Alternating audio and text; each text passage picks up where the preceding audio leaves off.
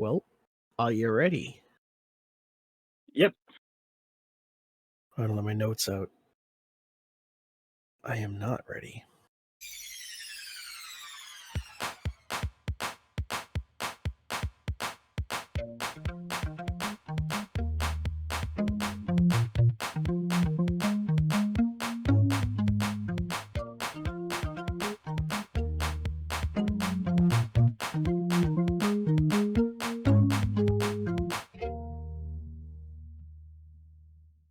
Hello. Hello, everyone, and welcome back to another rendition of the Indie Book Club. My name is Graydon Webb. I'm joined, as always, by the illustrious Alan Muir. How are you this afternoon? This is what, season 2 of this podcast? Uh, Season have we done- 2, part 2, chapter 35, It's technically our 15th verse. Yeah, it's our 15th verse. That sounds about right. It's like Let It Be. It just keeps going. Yeah. Hey Jude. This is our third game, I believe, because we did Thomas Was Alone and then we did Oxenfree. And we are making our triumphant return here with a game that we decided on a while ago. Well, we did all the IBC a while ago, but we decided on it and then kind of had some other ideas of what we should play in between. But for this month of May, we're going to be playing through Bastion by, oh my god, I gotta get it right, Supergiant, right? Yes, wait. I have to check now. Supermassive is the Until Dawn's, the um anthology series. What's that called? Man of Medan. The Dark Pictures anthology That's it. and the Quarry. Correct. Oh, I love the Quarry. I was just talking about that with someone the other day at work. They were like, "Should I play that game?" And I said, "Yes, you should." You should have said you should rent it because it's not worth a buy. It's a one and done. Well, they were like, Is it? I saw it cheap, and I was like, well, if it's $10, like, I say it's worth it. If it's $10, that's like 1080 something with tax and everything. True. You don't think it's worth a buy at all? It has some replayability if you're like in a party setting or something. I'd say it's worth a buy if it's under $10. And when I say under $10, I mean under $9.99. Damn. Because That's some low praise. I forgot how much we fought over how you did not end up liking it. And did you see what happened recently with Supermassive? With the Until Dawn movie? No. Yeah, so the Until Dawn writers for the game, they were omitted from the film credits. Ooh. And Just there was no reason? For everything I say about the Quarry, I love the original Until Dawn. Mm-hmm. I've never fully played it. I did bits and pieces, but you are better off playing the PS4 version, like the original version. Okay. So the film that recently came out did not do so well, to the point where a lot of people are just questioning why it has anything, like why it's called Until Dawn if it has so little to do with anything from the game. Mm. And a petition was launched by Kate McCaskill. Okay. And it's just saying that the rules around game IP are out of date in terms of credit the movie, film, or the film television credit system, and kind of pointed towards Last of Us adaptation. How it's like like the way that the Until Dawn movie was handled, or the way that Until Dawn and Last of Us were handled respectively, is not on the level as they would say, or as Hmm. The Simpsons would say. And Basically, it's that a they're not the same as good as the games. no. So the Last of Us TV show, which so that like as you, I don't I only watched that one episode with about Bill and Frank. The show credits both Naughty Dog and Neil Druckmann, and is a whole thing of like why you shown such a heavy light on um, Naughty Dog and Neil Druckmann. Hmm. Why wasn't similar recognition extended to everyone at Supermassive and the the writers of the original Until Dawn game, and it is a yeah, and the two writers of the game weren't surprised by this whole thing, like them being omitted Hmm. from the credit in the movie, and yeah, it's strange how this like we're for everything of like with Fallout, um, like the Fallout show, the Last of Us show, we still get stuff like, or we still get like the bad faith, as I call it, as I think of them. There's bad faith adaptations like Halo, Hmm. um, They just oh seem Doom, like, Doom, yeah, they just seem like money, like cash grabs. yeah, yeah. I get you.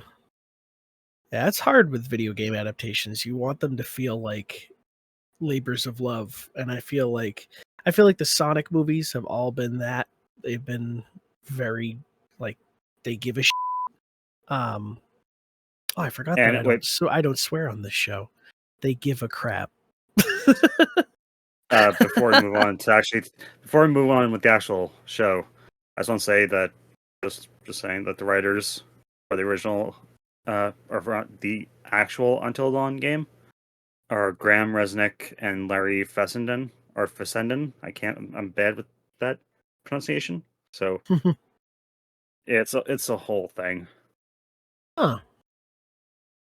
Well, with Until Dawn, I wasn't super interested in the movie initially because I thought it would be like a faithful adaptation and I didn't play the game. And then when I saw the trailer, I was like, oh, this looks like they actually are trying something new with the mechanic of games that we like with choice based things and, replaying them and trying different avenues. And I feel like it's a very cool premise for a movie, but I don't know if it worked out for them.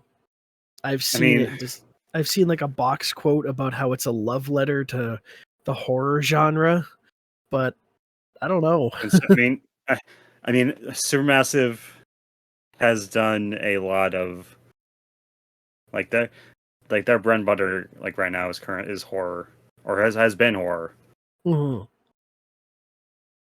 And I'm just saying that the Until Dawn movie had something, or the Until Dawn game had something that the movie did not, and thus far it would be a failure. And that would be Peter Stormare. So, I know that name. uh, so Peter Stormare was in, or he was in John Wick Chapter 2 recently, like most recently. He's been in a bunch of movies. He was in the Constantine, um, the Keanu Reeves Constantine movie. He played Mhm. Lucifer. He was in Armageddon. He was on Prison Break. Says he was in The Lost World. I don't know who he was. Dieter He was Stark. he was also in. Oh wait, no. Okay, okay. I got egg on my face. He's in the Until Dawn movie. Wow. Wow. Oh, he's the bad guy from Lost World. No. Oh yeah. I thought I was gonna say the bad guy from the whole time. I'm like, no. No, I'd. Okay, we gotta stop talking about. Yeah, this is not the Until Dawn cast. This is it kind of perfectly proved that we have no clue at all where what Supermassive is. But Supergiant, Oh, Supergiant. a completely different company, founded in 2009 in San Jose, California. Number of employees 25. Holy crap. Well, they're killing it. Yeah, they've done nothing but I mean, Hades was the game that put them on the map for the mainstream, but it was like Bastion, Pyre, Transistor. Yeah, weirdly, like Supergiant, they only have like 5 games, and I would argue that all of their games, in a way, have put them on the map. Like Bastion was huge. A lot of people look to it as, that time. It came out in 2011. It was around that same time as, when was Limbo? Limbo That was 2010. 20. Yeah, because I remember that being a big buzz around, during the Xbox XBLA period of Yeah, gaming. like Super Meat Boy was 2010. Fez was 2012. Oh, Like, oh, I know, but I need it's just like, those were the games. Braid was 2008, I think it says, but still, like, around that Dishwasher. time. Yeah. When was that? That was Or in what that was that game? same time. Dishwasher. It was definitely around the that period when I forgot what the name of it was. It was like the Days of Summer or something that Dishwasher Microsoft had for the three. Dead Samurai? Is that what it was? Yeah, Yes. and has since gone on to have multiple, or at least more games in the series. Yeah. And even that was 2009. So, yeah, like around those times was that summer, what was it called? Summer of Xbox? Summer Games Fest? No, Summer Games No, Fest. uh, Xbox Summer of XBLA, Summer of Arcade. yes, That's what it was called. That you was know, 2008 to 13. it is so weird how this can be a bit of a deep cut, because I don't know if anything happened with the game. Oh, again, I assume, or okay. There's a game that was released around the time, but during that period, called Weapon of Choice, I remember that. and yeah, it's currently it's been it has since gone on to have a have a new life on different consoles, like Yeah, the Weapon of Choice DX edition. yeah, it's on Switch. Yeah, I remember everyone it's just strange how everything from that period of time kind of kickstarted a lot of the current indie momentum, or not momentum, a lot of the current fruit that has grown from the seeds planted during that period of time. Yeah. Yeah, definitely. And that's what I feel like, because of those games that were like, they started a lot of the tropes and genres of indie games that we would see for years to come. I really feel like Bastion was a part of that batch of them. And people really look back as like, oh, that was a fun indie game I loved playing. And I mean, if you've stuck with Supergiant going through the years, they had Transistor was 2014, which that was the first one I played. I loved Transistor. That got me into that. Um, was it real time strategy? No, it was Not real No, time there's no, strategy, but the tactic turn based is what I'm looking for. Was it turn based or was it? There was something about its. Yeah, it was a mix of real time combat and a frozen turn based mode. That was sick. yeah, it's Oh man, man. yeah. If only things go back to the way it was that day or in those days. Oh we God, just we're were all gonna die. we just got No, so many cool games. Like yeah, such and the spot like we still get cool games, but the thing is the spotlight was on them more. Like there was more excitement in the industry, there was more outlets covering things and people getting really excited about stuff. I mean, like you look at even today, like you look at a thing like Blueprints, for example, which like everyone's loving. I'm so happy it's an indie game people are loving. But like, where do you see that super being promoted? I mean, there's a lot of so many podcasts in the world, so it's a lot of just people audibly talking about it. But like, there's not as it is many actually outlets that are. Oh, go ahead. no. I'm seeing a lot of people mentioning it like just talking about it a lot on various Twitch streams. Oh, okay, It is getting out there in terms of like exposure. good. I guess it just feels different because of the way that information is conveyed these days. Like, I just, I don't know. I think about these games, these Summer of Arcade types of games, and like they were all over different, I mean, you sent me a GameSpot. Was it GameSpot? You sent me that video? Oh yeah. So yeah, the writer of Bastion and Transistor and Higher, basically one of the main pretty much the main writer for Supergiant, Greg Kasavin, who a lot of people know from people who don't know of him from Supergiant know of him from the 2000s during during the height of GameSpot. And GameSpot, GameSpot from that era, like with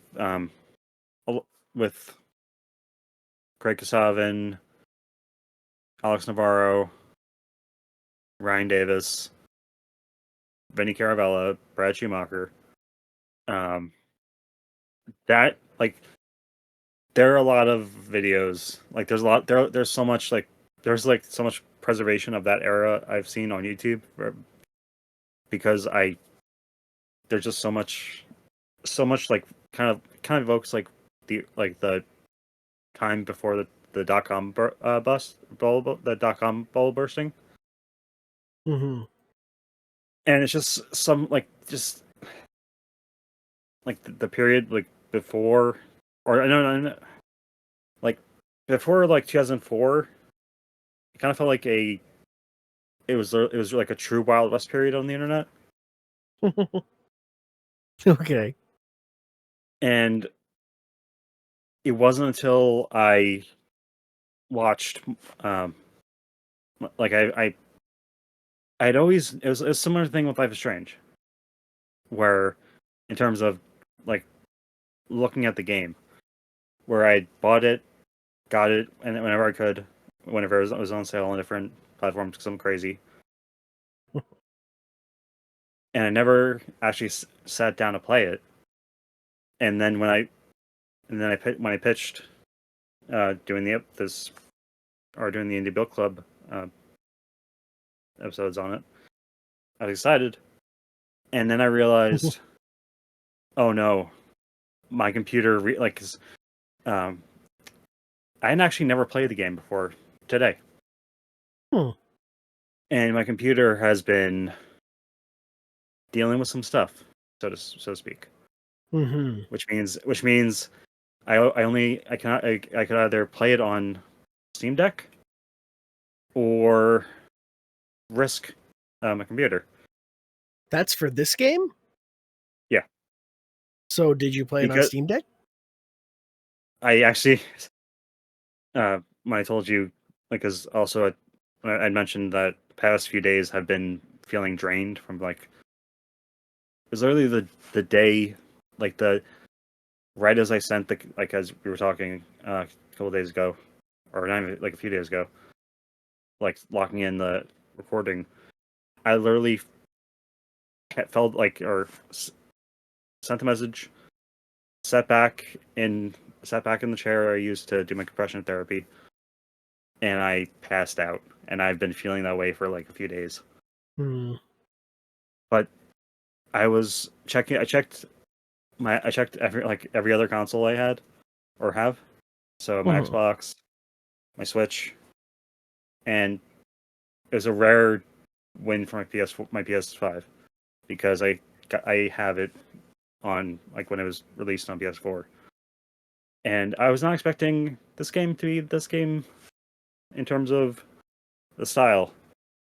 Really? I had always remembered, yeah, I'd always remember like I remembered everyone going crazy about like everything, like the hype about the narrator of the game.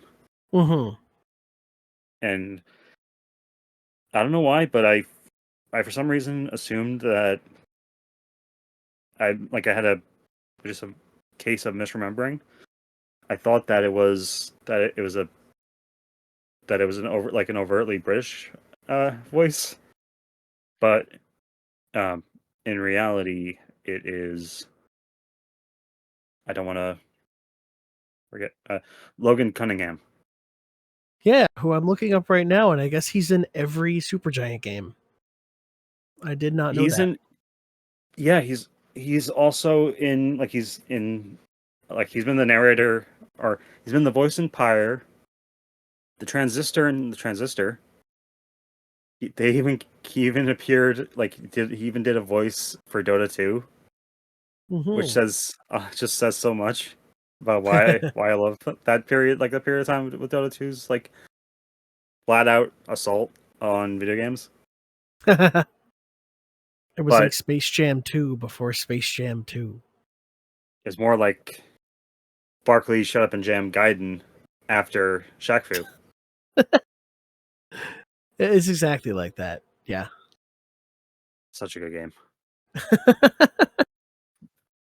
But when I started the game, I kind of I swear every time we do just like Oxenfree, just like Thomas Was Alone.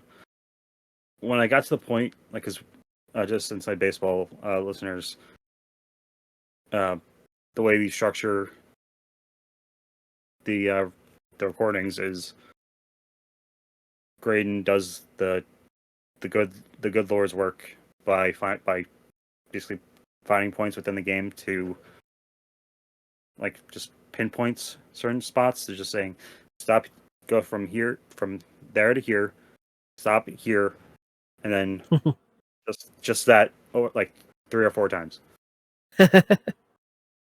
And I didn't want when I got to the point where I hit said like do not pass moment.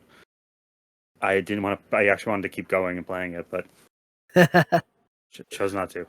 I felt the same way, honestly. Like I think we stopped at a good spot to like for the game to kind of. I mean, before I read the narration, where we stopped basically is before what I thought would be optional levels. They might actually not be optional. Perhaps there's like a separate side story to the whole game that will be interwoven. I don't know how it's going to work, but I structured it. The game is about 4 hours based on most people's playthroughs, and I tried to structure it into 4 different hours of play.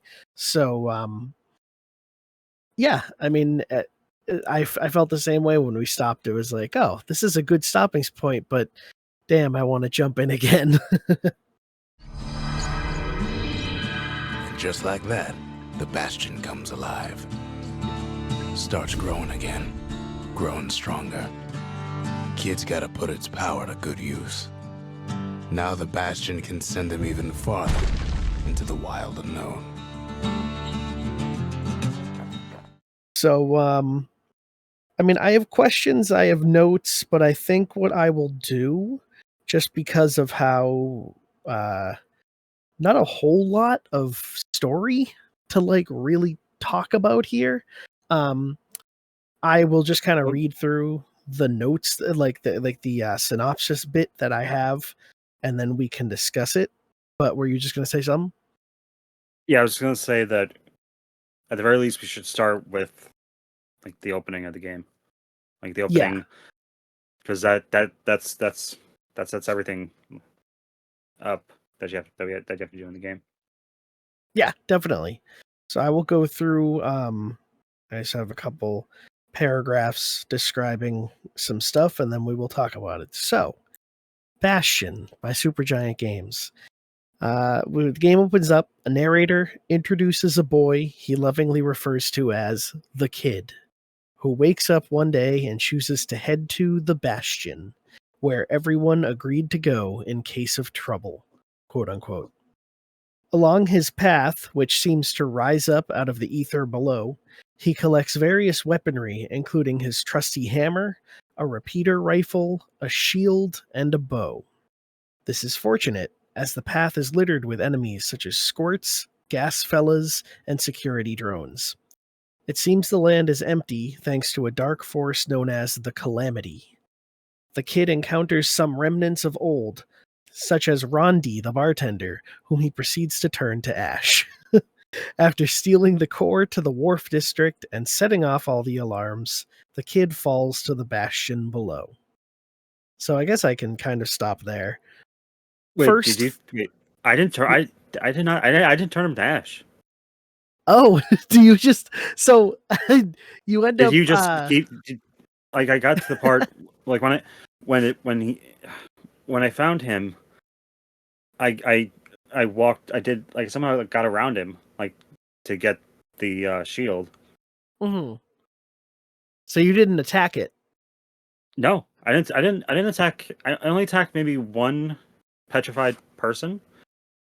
But Okay. no, and I chose not to because the one thing I kept hearing when when the game first came out was, and as things that have subsequently been said in all the years since, is how sometimes the narration reacts to how you choose to do things. Like Yes. if you choose, like how if like I in the case of the one person I accidentally attacked, or the one person I accidentally turned to dust, the narrator said something along the lines of the Kid taking his anger out on, or was taking his anger out after all this has happened to the to his people and all that.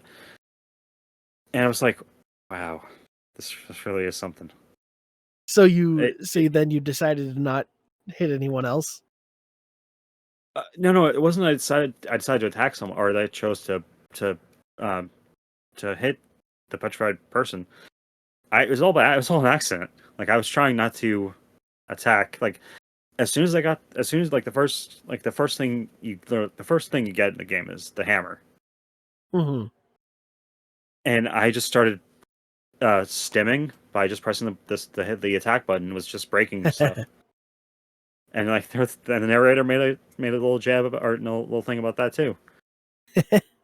It again took his anger out on the surrounding on the surrounding area, and I feel like if this game were released now, it would blow up even for like even actually no actually yeah it'd blow up even more.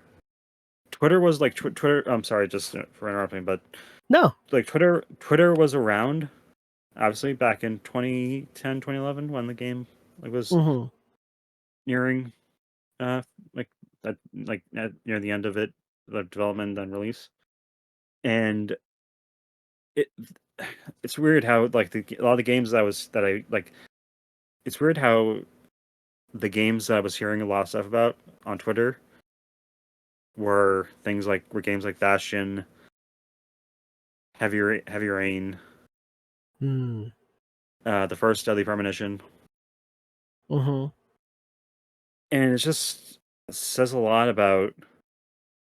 And this was over like a 2-year window, or 2 or 3 year window. So I remember, yeah, because Heavy Rain was like 09 or 2010, or in that period, right? Heavy Rain. Let's see. I would say 2008. Yeah, because 2010. okay, because yeah, I have a weird memory of playing, like having that on in my room, my childhood room, um, with my box set of Lost and my special edition of StarCraft 2 right next to each other, and it's just, yeah, it's again different times, better times. Yep. Deadly. You said Deadly Premonition, right? Yeah, That was also 2010. So it goes in perfectly. yeah, because I mean, yeah, because I remember hearing a lot of stuff about it when playing the first Alan Wake. Ah, yes. 'Cause I think, yeah, because like those games don't like that, like those games dropped, like released at around the same time period, Yeah, that was like around in 09. like the same window. Yeah. God, I miss old games. Alan Wake was I 2010. gotta buy a copy of Deadly Premonition. I never played that, but it always looked It fun. is so weird. It's in the best ways. Very There's Twin Peaks vibes, right? that, and it was it was one of like the main games that made Swery a household name, Ah, okay.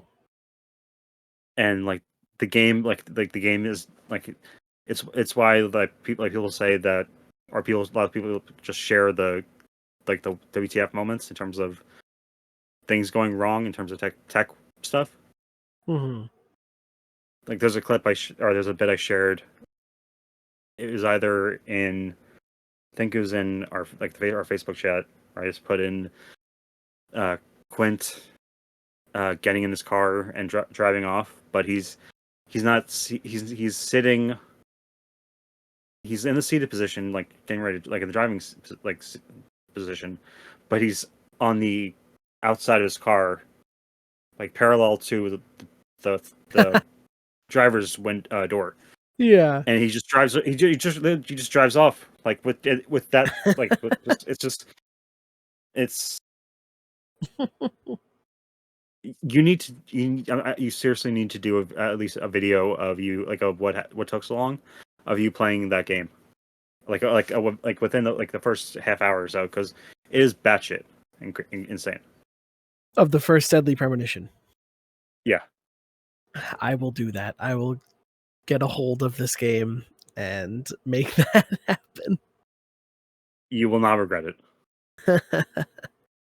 In all his toil, Kid keeps coming back to an overwhelming question. Who else could have survived the calamity?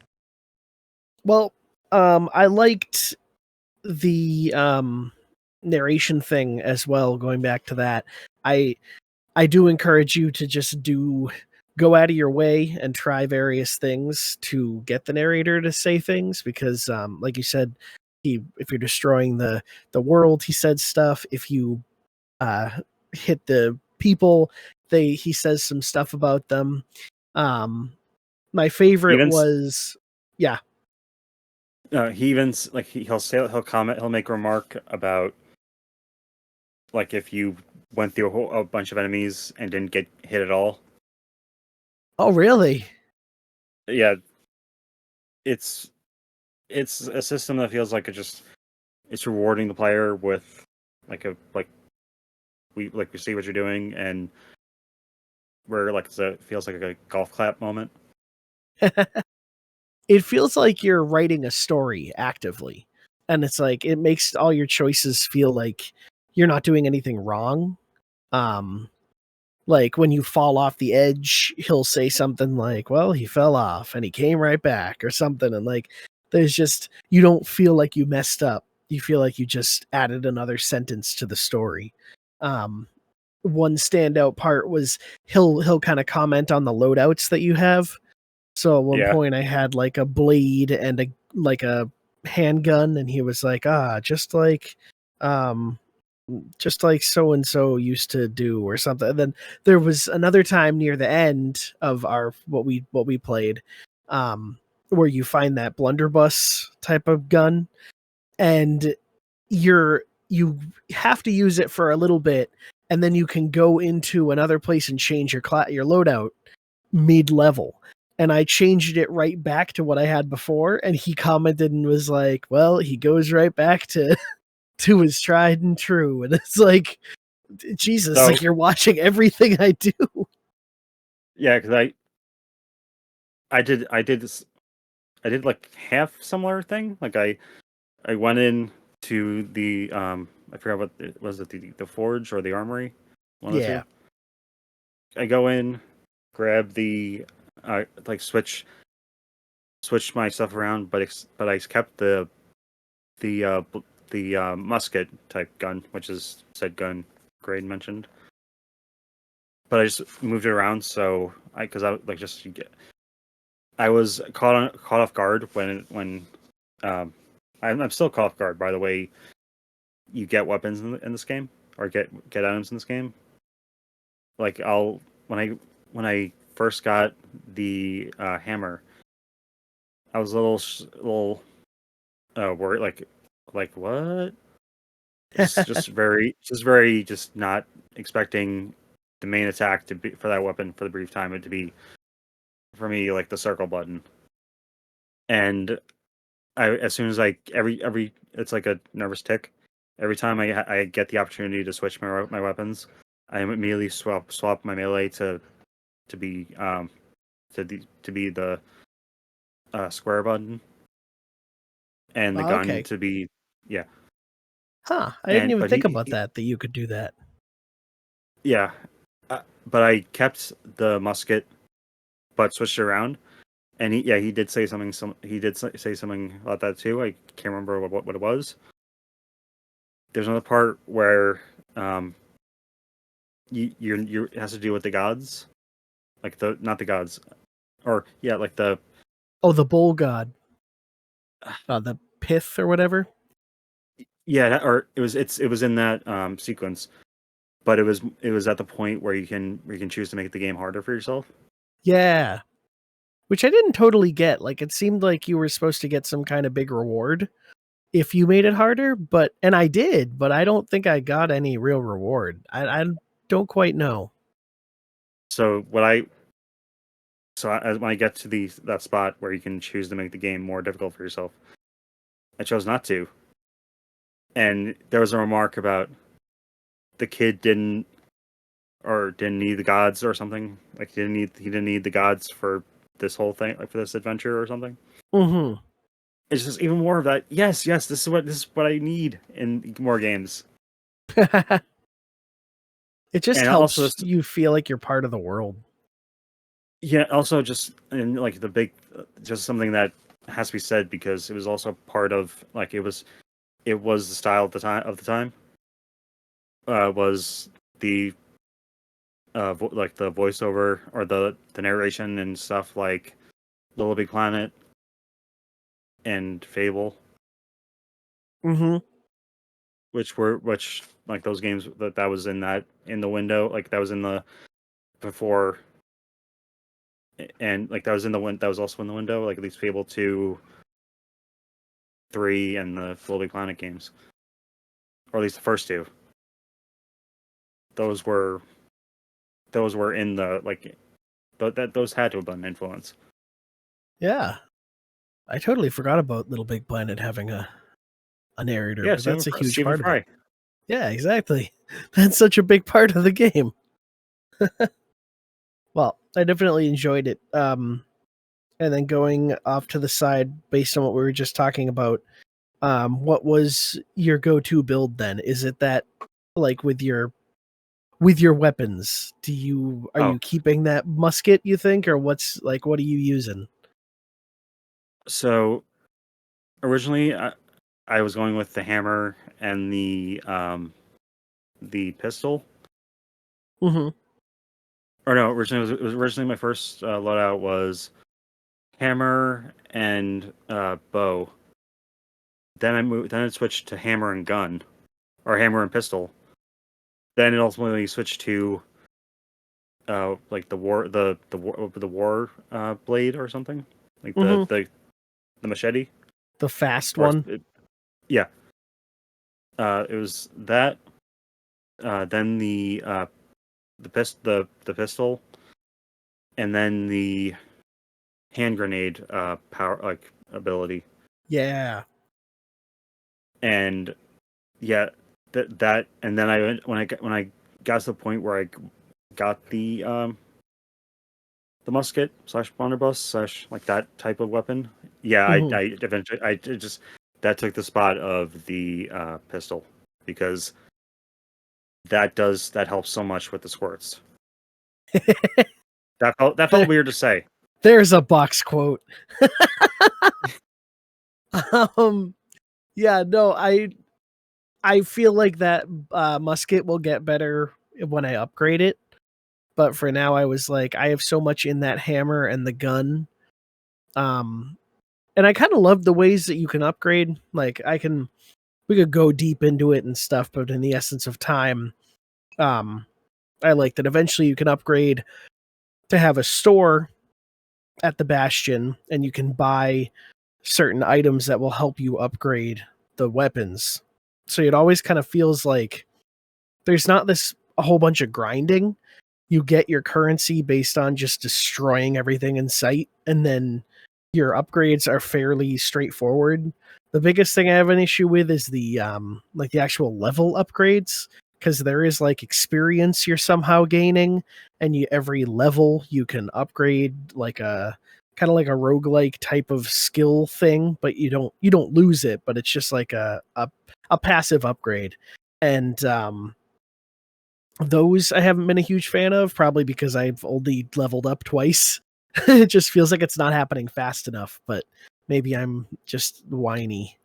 Um, have you done any of the training ground things, the proving grounds? I did. I've only done one so far, the archery one, Okay. and I got Yeah. third place. Okay. That's good to at least get some reward. I mean, that's also, you get like the crafting, not a crafting material, an upgrade material from that. Or you can get these things that are called mementos, which are pretty neat. You can just get little things and then bring them back to the NPCs, who I will talk about in a moment, and they'll tell you more about the lore of the game itself. So There's it's also interesting, the world building.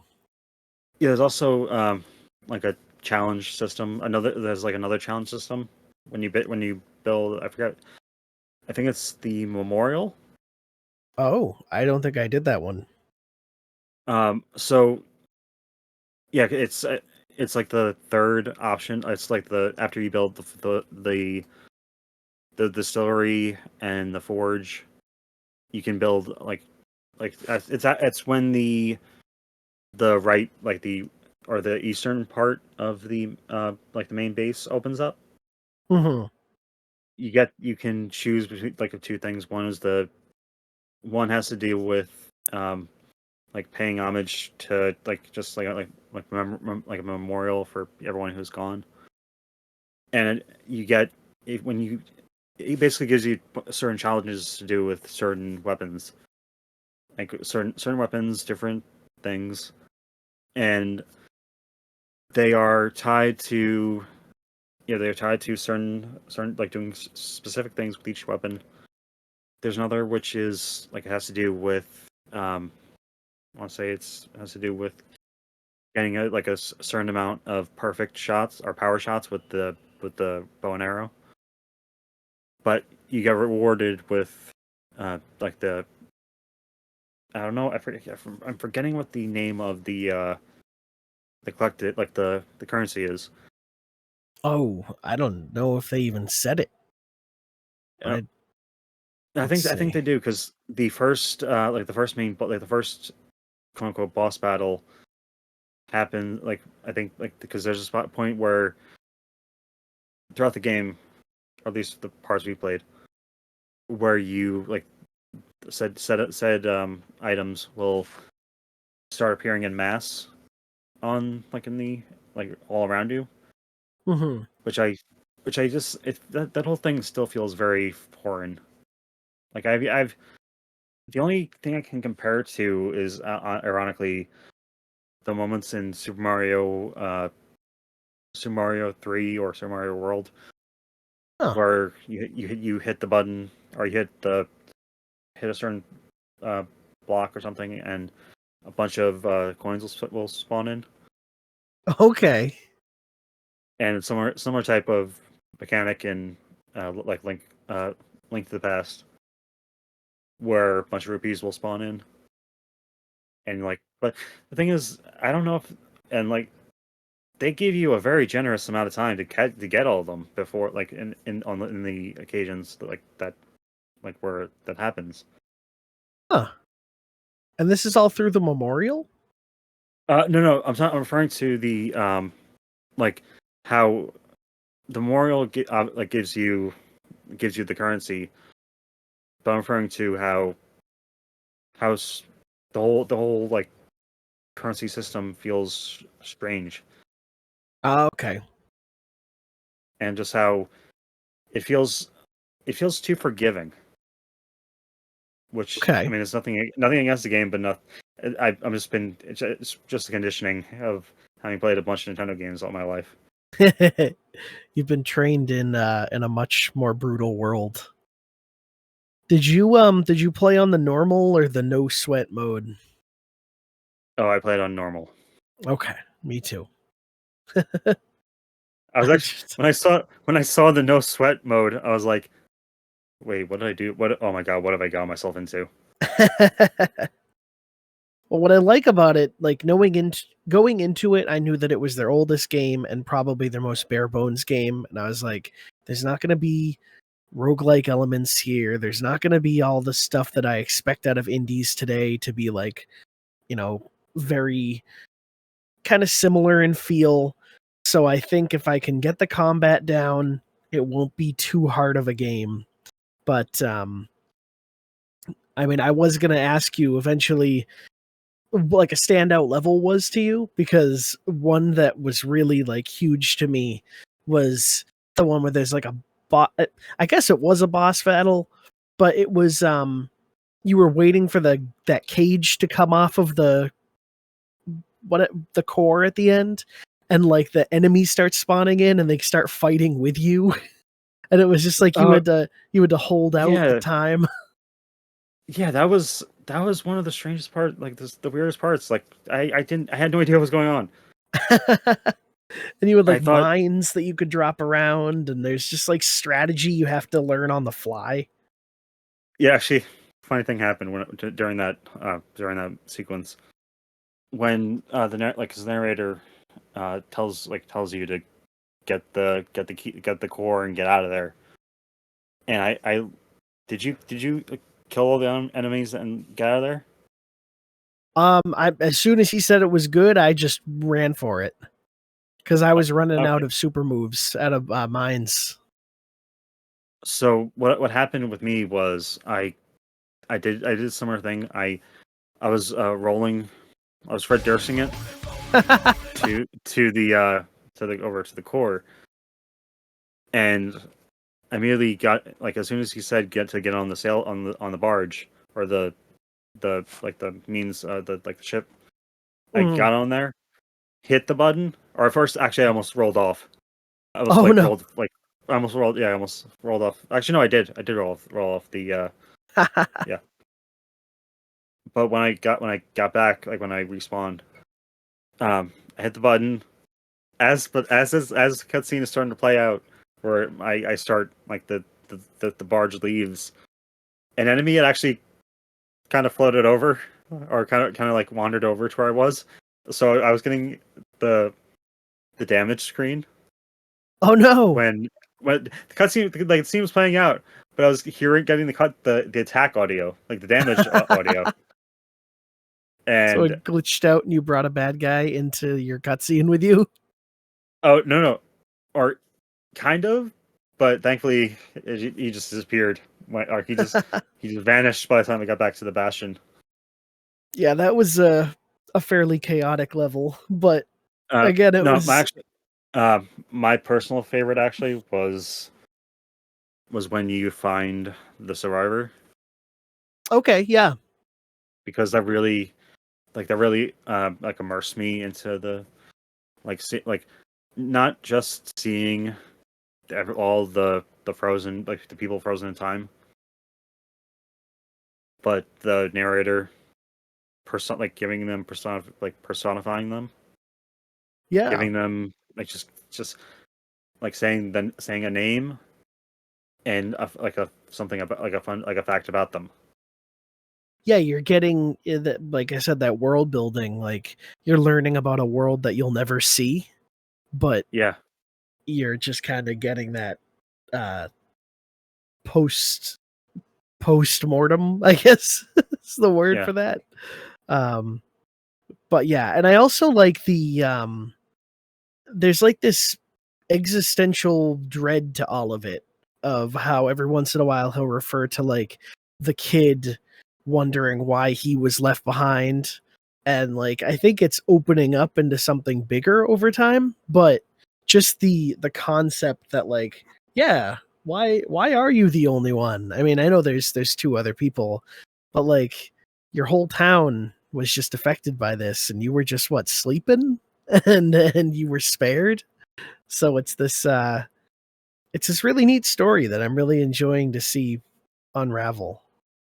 Oh, there's actually like there's speaking of the bowl level. Yeah.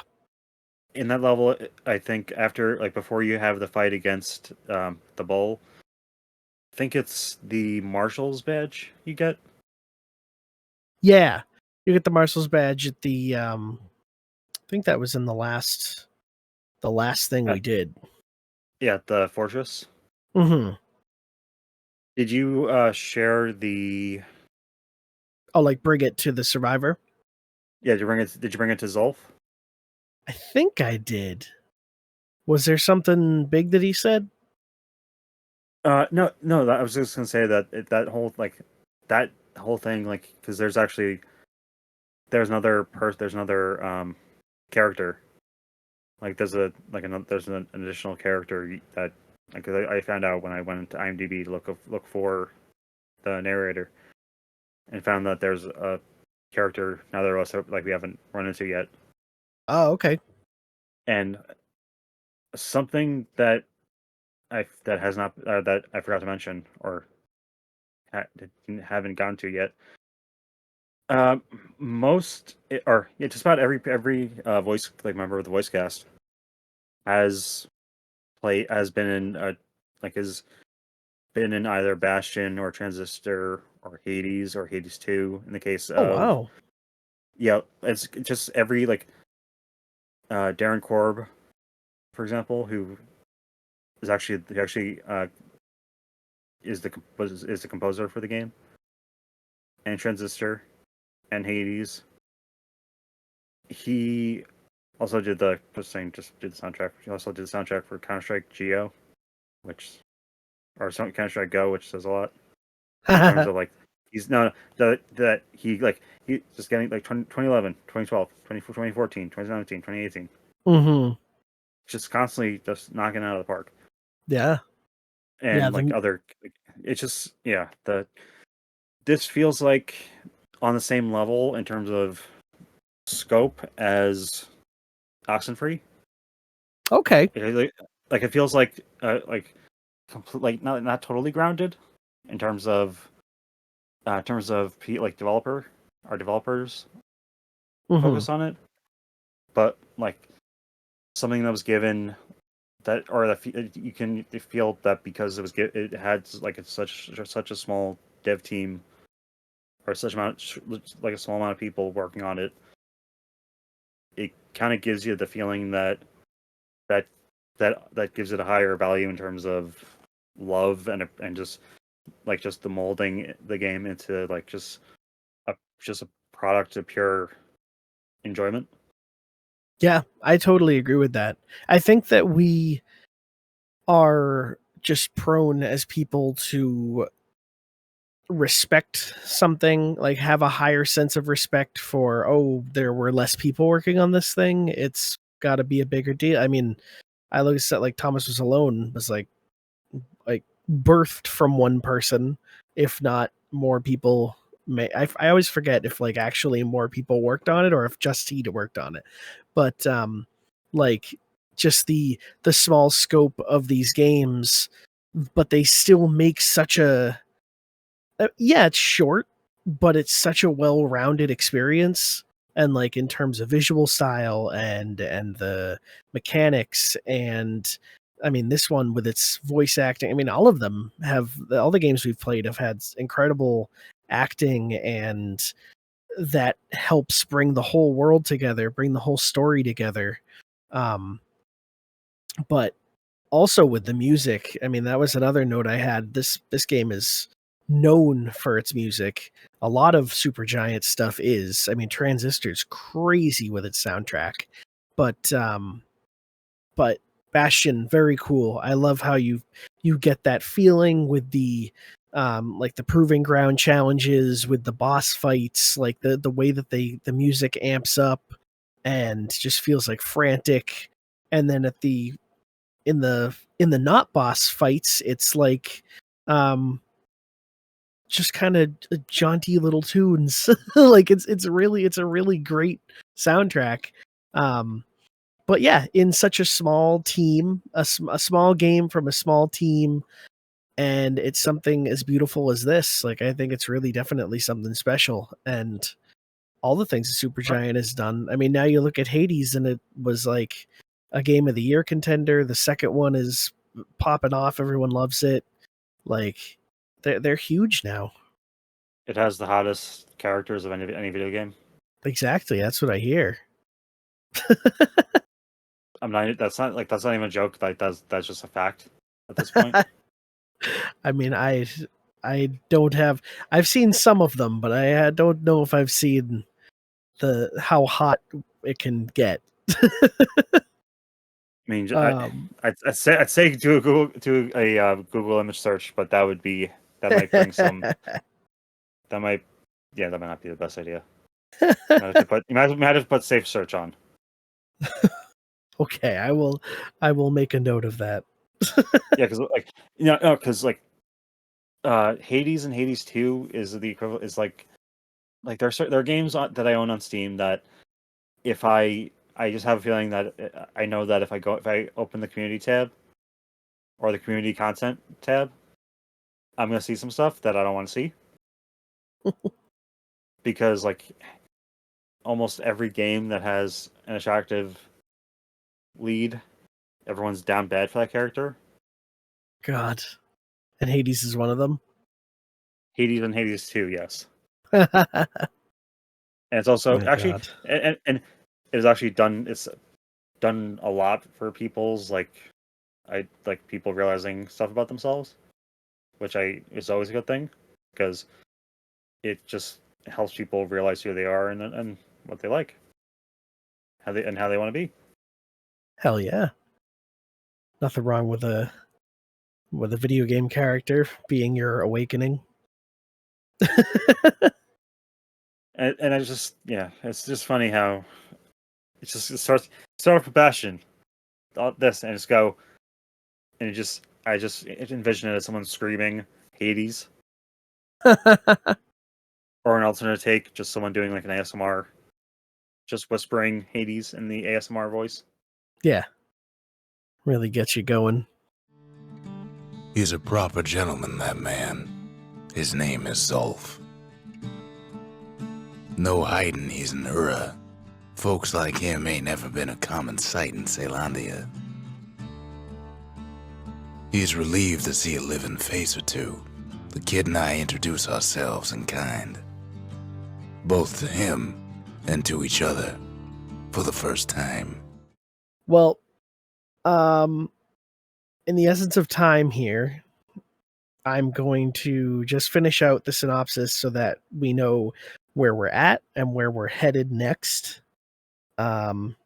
So we said that the kid fell to the Bastion. There, he comes face to face with the stranger. who is also our narrator. There, he is told. Oh, no, hold on. There he comes face to face with a stranger. He's told that seemingly no one else survived and made it to the Bastion. By finding cores, however, they can rebuild the Bastion and hopefully solve this mystery. The kid takes off, as we explained, in search of cores, dodging turrets and baddies across shaky ground.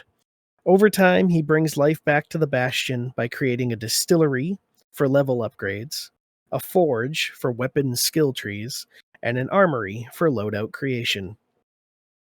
In the Hanging Gardens level, the kid comes across a survivor named Zulf.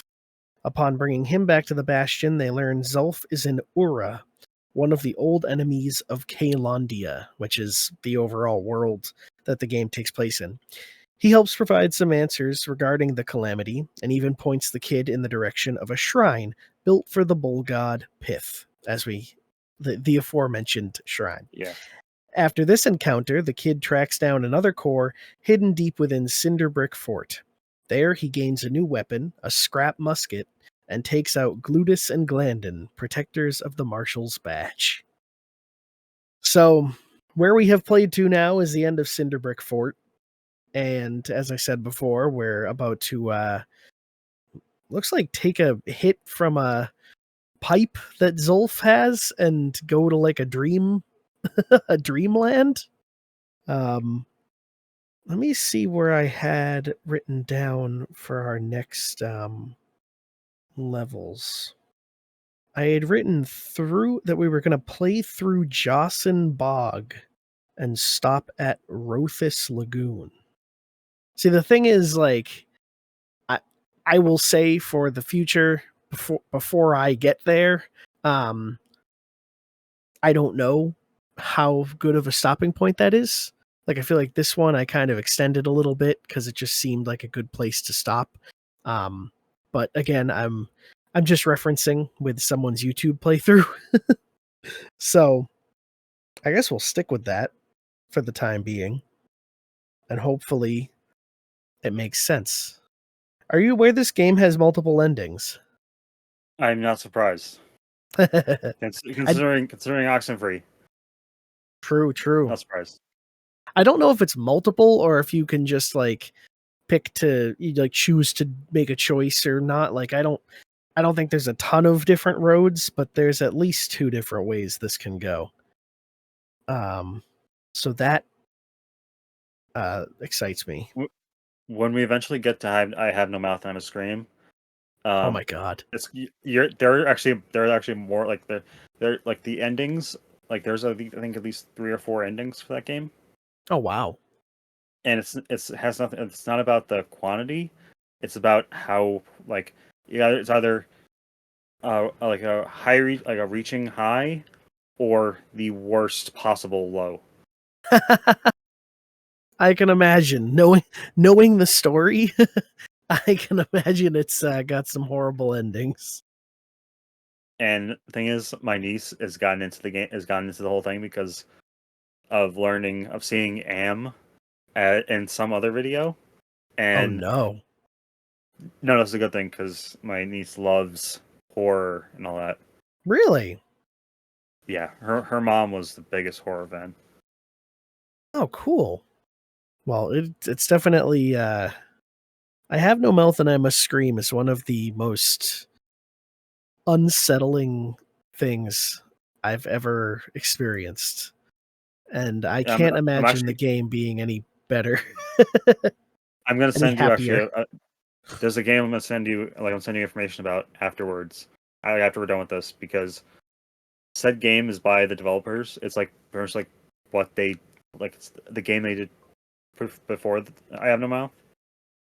And okay, it is nuts because of the person whose stuff it's based off. So well, I look forward to that, and I look forward to playing that game eventually. I don't know how long it is, but I'll find a way to break that one down too. So as I think I mentioned this before, like in the past, but like with I Have No Mouth and I'm a Scream, you're playing as I think a handful of people, like from different time periods. Okay. You're playing as about, I think, 4 or 5 people, and it's about each thing that they're being judged for by M, and it's just I'll admit there are some parts that are not aged well, because the story, the universe, everything that story takes place in was written in the 60s or 70s. Okay. But it's one of the best adaptations of any of Harlan Ellison's stories. Huh. And it's a point and click adventure game. Yeah. Wow. Co-designed by him. Yeah, he does the voice of M in the game. Oh wow. Oh, that's sick. Yeah, they just came out with a new one, right? I mean, a remake, a remaster. Yeah, Night Dive. Yeah, that's the first. I was showing my niece that because I was showing, just saying, "Hey, I bought it." Mm-hmm.